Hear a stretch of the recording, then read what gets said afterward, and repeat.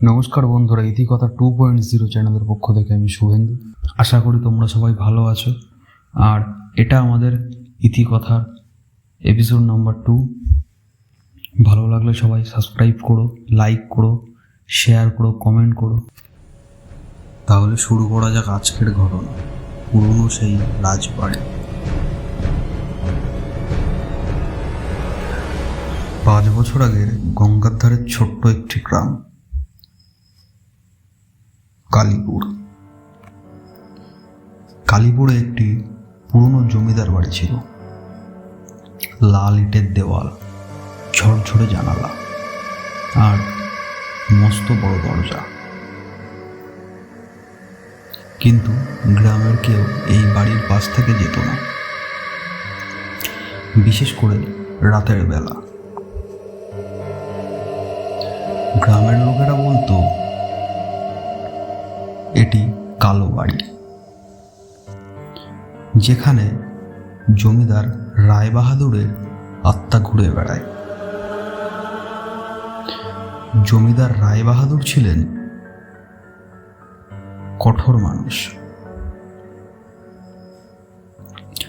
গল্পে শোনা যায় তিনি তার প্রজাদের ওপর খুব অত্যাচার করতেন। একদিন রাগের মাথায় তিনি এক গরিব কৃষককে হত্যা করেন। তারপর থেকে জমিদারের জীবন বদলে যায়।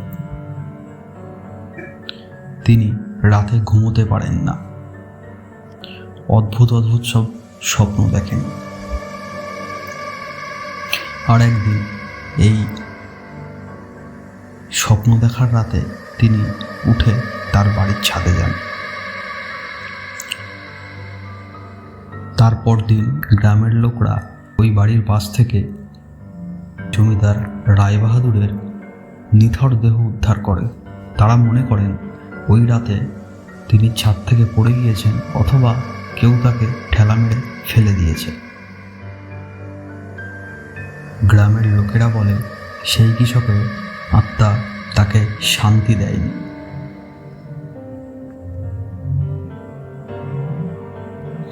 বাড়িটি তখন থেকে খালি পড়ে আছে। কেউ কিনতে চায়নি, কেউ ঢুকতেও সাহস করেনি। গ্রামের ছেলেরা বলতো তারা জানলায় একটি ছায়ার মূর্তি দেখেছে, যার দুটো চোখ জ্বলছে। তার কিছুদিন পর শীতের রাতে শহরে এলো এক তরুণ সাংবাদিক, রাহুল। তিনি ভূতের গল্প নিয়ে একটি প্রতিবেদন তৈরি করছিলেন।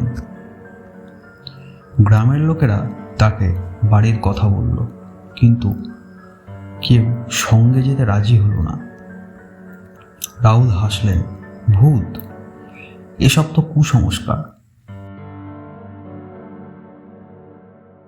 তিনি একা একা সেই বাড়িতে ঢুকলেন,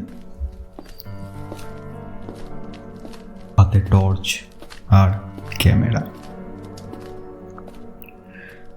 বাড়ির ভেতর ধুলোর আস্তরণ আর মাকড়সার জাল।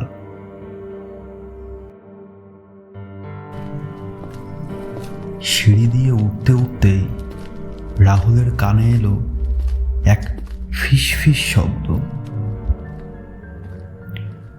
যে শব্দে কেউ যেন বলছে, চলে যাও, চলে যাও। তিনি ভাবলেন বাতাসের শব্দ, কিন্তু তখনই একটা ঠান্ডা হাওয়া তার গায়ে এসে লাগে।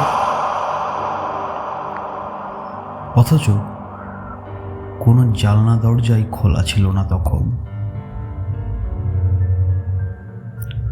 দোতলায় পৌঁছল রাহুল। তিনি দোতলায় পৌঁছে দেখলেন একটা পুরনো আয়নার সামনে একটা ছায়া দাঁড়িয়ে আছে।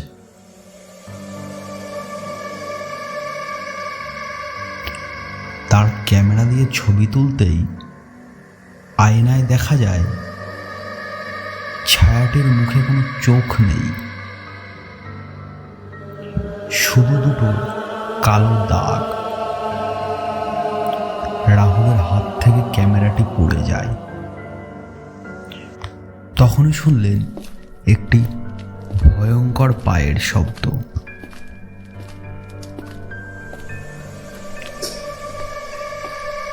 পেছন ফিরতেই দেখলেন একটি লম্বা মূর্তি তার দিকে এগিয়ে আসছে, হাতে একটি পুরনো তরোয়াল। রাহুল দৌড়ে সিঁড়ি দিয়ে নামতে গেল, কিন্তু সিঁড়ির শেষের ধাপেই পা পিছলে পড়ে গেলেন রাহুল। তার মাথায় রক্ত আর চোখের সামনে অন্ধকার। পরদিন সকাল হতে গ্রামের লোকরা তাকে বাড়ির বাইরে অজ্ঞান অবস্থায় পড়ে থাকতে দেখলেন। তার ক্যামেরায় যে একটি ছবি ধরা পড়েছিল, সেই ছবিটি একটি জ্বলন্ত চোখের মূর্তি, যা কোনো মানুষের হতে পারে না। রাহুল তারপরে শহরে ফিরে গেল, কিন্তু আর কখনো ভুতুরে গল্প নিয়ে লেখা তার হলো না। গ্রামের লোকেরা সেটিকে আজও কালো বাড়িই বলে। রহস্য আজও অসমাপ্তই থেকে যায়।